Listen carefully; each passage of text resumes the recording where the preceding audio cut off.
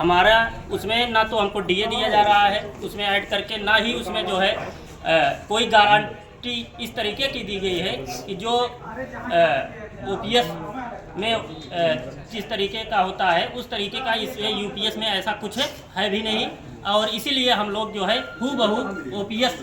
तो इसी क्रम में हम जो जिले के जो है सांस्कृतिक प्रकोष्ठ के जो है पदाधिकारी हैं श्री सुरेंद्र कुमार जी, इनसे हम बात करते हैं।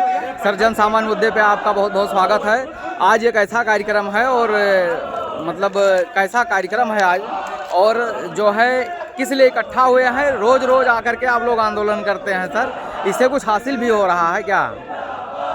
अभी तक तो हासिल नहीं हो पाया विशाल जी, और जन सामान्य मुद्दे का बहुत बहुत धन्यवाद जी।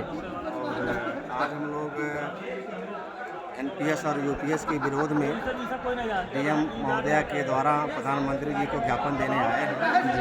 और हमें उम्मीद ऐसा लग रहा है कि हम लोग बड़े ओपीएस के करीब में हैं जी, और हमारी बात हो सकता है प्रधानमंत्री तक पहुंचेगी जी।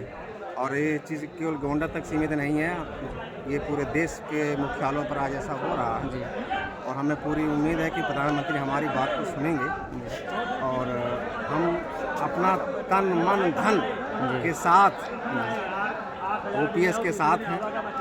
और इसी क्रम में एक हमने दो पंक्तियाँ मैं आपको सुना देता हूँ कि ओपीएस दो हमें, वाह, है यही इल्तिजा। किस हद तक हम लोग ओपीएस के साथ लगे हैं, मेरे गीतों में दो लाइन में अभी आपको समझ में आ जाएगा और जनता को भी आएगा कि ओपीएस दो हमें, है यही इल्तिजा।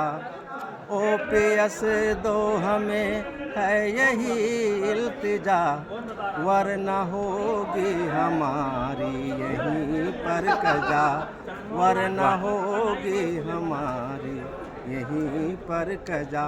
तो इस हद तक हम ओपीएस के लिए लड़ रहे हैं, चाहे मरना पड़े है, कुछ भी करना पड़े। अब हमें ओपीएस ही चाहिए, ओपीएस के अलावा और कुछ स्वीकार नहीं है, ना ही एनपीएस ना यूपीएस। अगर एनपीएस यूपीएस इतनी ही अच्छी है तो क्यों नहीं हमारे माननीय लोग ले लें। हाँ, जैसा कि आप लोग देख पा रहे हैं, सारे कर्मचारी एक ही बात कह रहे हैं कि अगर एनपीएस यूपीएस इतनी ही अच्छी है तो सबसे पहले वो सांसदों और विधायकों को मिलनी चाहिए, उसके बाद सरकारी कर्मचारियों तक आना चाहिए।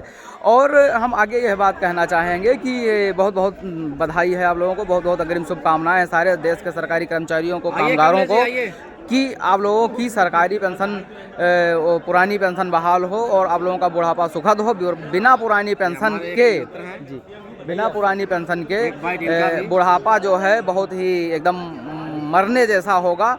तो सर बताइए कि जो आज का आंदोलन चल रहा है, पहले आप अपने नाम से हमारे चैनल के लोगों को परिचित कराइए, और सर बताइए कि आज ये कैसा कार्यक्रम है, कैसा कार्यक्रम रहा और इसका उद्देश्य क्या है और कहाँ तक हमको सफलता मिल पाई है अभी तक, यानी ओपीएस को, अटेवा को और विजय बंधु जी को और जिले से नेतृत्व कर रहे भाई अमर यादव जी को। देखिए, सफलता जो है क्रमिक चरणों में अगर देखा जाए तो निश्चित रूप से जहां एक बार नकार दिया गया था कि हम पुरानी पेंशन जैसी कोई बात नहीं है, एनपीएस के दायरे में सभी को लाया जा रहा था, और संघर्ष को देखेंगे तो क्रमिक रूप से सफलता मिली है। विभिन्न राज्यों में हम लोग सरकारों ने बहाल किया है। अब मामला यहाँ पे ये है, जो एनपीएस में था उससे भी विपरीत स्थिति यूपीएस में कर दिया इन्होंने। अब जहाँ 90% था आपको निकासी की व्यवस्था थी, वहाँ उन्होंने 10% कर रखा। 60-40 का रेशियो था, मतलब 40% आपको नगद मिल सकता था और 60% पे पेंशन थी। अब उसको उन्होंने 10% कर रखा है कि 10% नगद भुगतान होगा और जब 90% पेंशन। तो कहीं ना कहीं, और वो भी आज की डेट से लागू होगा। अगर सेवा जो है हमारी 2015 से है, तो वो पेंशन आज की डेट से लागू होगी, तो आज से माना जाएगा। जब से आपका अंशदान होगा तब से माना जाएगा, और सरकार भी अपना अंशदान दे रही है, तो उसमें गलत क्या है? आज की डेट से माना जाएगा। जो सेवा हमारी 10 साल पुरानी है वो उसको नहीं जोड़ा जाएगा। और सबसे बड़ा नुकसान ये है कि अंतिम वेतन का जो 50% होना चाहिए था, अंतिम मूल वेतन के, उस वर्ष के मूल वेतन का 50% बनाएंगे। तो अगर मान के चलिए कि 50% ये है, तो कहीं ना कहीं वेतन पे बहुत बड़ा असर पड़ने वाला है। तो ये जो दिक्कतें हैं, तो हम लोग चाहते हैं कि ओपीएस हूबहू बहाल हो, नाम चाहे जो नाम चाहे, अगर गुलाब जामुन का नाम करेला रख लिया जाए, हमको कोई दिक्कत नहीं, लेकिन उसमें सारे सिम्टम्स जो है, सारी चीज़ें गुलाब जामुन जैसी हो, नाम करेला रखिए। जी, अंततः बातें यही निकल के आ रही हैं कि एनपीएस यूपीएस नहीं, ओपीएस के अलावा कोई विकल्प नहीं है और अटेवा का और युवाओं का और सरकारी कर्मचारियों का एक ही संकल्प है, पुरानी पेंशन बहाल हो। वो बहुत चाहिए, जी। उसके अलावा कोई जो है बहुत नहीं है। बहुत धन्यवाद सर। जय युवा जय अटेवा, आप लोगों की पेंशन बहाल हो।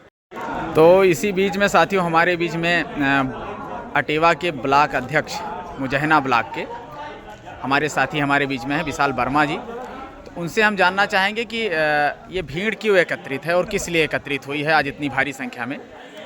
साथियों को क्रांतिकारी इस्तकबाल। साथियों, भीड़ जो भी आया है, जैसा कि आप देख पा रहे हैं कि पिछले एक दशक से अटेवा और एनएमओपीएस आदरणीय विजय बंधु जी के नेतृत्व में पुरानी पेंशन बहाली के लिए लगातार संघर्षरत है, आंदोलनरत है। इसी क्रम में 1 अप्रैल को ही ये सरकार एनपीएस लागू की थी और अपनी हरकतों से बाज ना आते हुए, इतने आंदोलन के बावजूद अपनी हरकतों से बाज ना आते हुए यह सरकार 1 अप्रैल 2025 को पुनः सरकारी कर्मचारियों के ऊपर एक शाही आदेश लागू कर रही है, तानाशाही रवैया अपनाते हुए यूपीएस थोप रही है। तो उसी के विरोध में पूरे देश भर में जिले के मुख्यालयों पर ये जो है ओपीएस की बहाली के लिए और एनपीएस और यूपीएस के विरोध में प्रदर्शन किया जा रहा है। जिला अधिकारियों के माध्यम से प्रत्येक जिलों में आदरणीय प्रधानमंत्री जी को ज्ञापन सौंपा जा रहा है। तो आपको क्या लगता है कि अगर इस तरीके से आप धरने प्रदर्शन करते रहेंगे तो एनपीएस से जो यूपीएस में कन्वर्ट हुई है व्यवस्था, वो व्यवस्था आगे ओपीएस में तब्दील हो सकती है क्या? बिल्कुल तब्दील होगी और करनी ही पड़ेगी सरकारों को, क्योंकि 6 राज्यों में जो है हमारे संगठन ने, अटेवा ने, एनएमओपीएस ने धरना प्रदर्शन आंदोलन के और वोट फॉर ओपीएस के गतिविधियों के माध्यम से ही 6 राज्यों में ओपीएस लागू हुआ है, जो देश के कर्मचारियों के लिए नज़ीर है। देश के सरकारी कर्मचारियों से एक ही मेरा विनम्र निवेदन है कि आप लोग पूरी तन्मयता के साथ में आदरणीय विजय बंधु जी के साथ में लग जाइए। चूँकि ईमानदार, दमदार और कर्मठी नेतृत्व जल्दी मिलता नहीं है, ना सामाजिक नेतृत्व मिलता है, ना राजनीतिक नेतृत्व मिलता है। बहुत ही अहोभाग्य हम लोगों का कि ऐसा नेतृत्व मिला है।